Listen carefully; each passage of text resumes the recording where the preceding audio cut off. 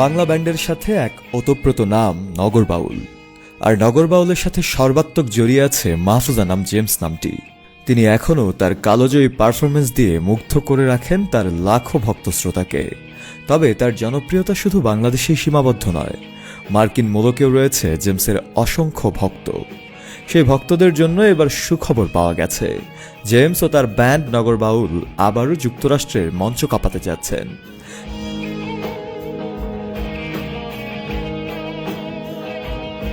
Chapter 2 James live in Dallas শিরোনামে একটি concert আয়োজন করা হয়েছে, যা অনুষ্ঠিত হবে ডালাসের প্ল্যানো ইভেন্ট সেন্টারে।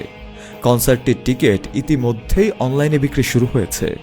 ভ্যানু 8টি ধাপে ভাগ করা হয়েছে, যেখানে টিকিটের দাম নির্ধারণ করা হয়েছে 49 থেকে 150 মার্কিন ডলারের মধ্যে। আয়োজকরা জানিয়েছেন, এই কনসার্টে নগর বাউল ব্যান্ডের গান তো থাকছেই, পাশাপাশি জেমস তার কিছু কালোজয়ী গানও পরিবেশন করবেন।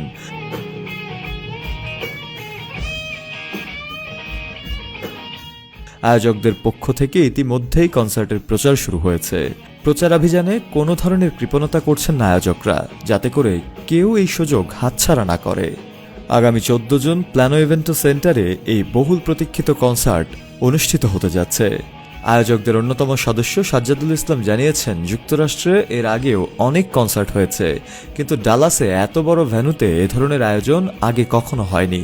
এটি আমাদের জন্য বড় একটি চ্যালেঞ্জ, তবে প্রবাসী বাংলাদেশিদের ভালোবাসায় আমরা সফল একটি আয়োজন উপহার দিতে পারব বলে আশাবাদী। সবকিছু মিলিয়ে আগামী 14 জুনের সেই বিশেষ রাজ্যে স্মরণীয় হয়ে থাকবে, তা বোঝা যাচ্ছে নানাভাবেই। শফি আল মাওলা, কালের কণ্ঠ।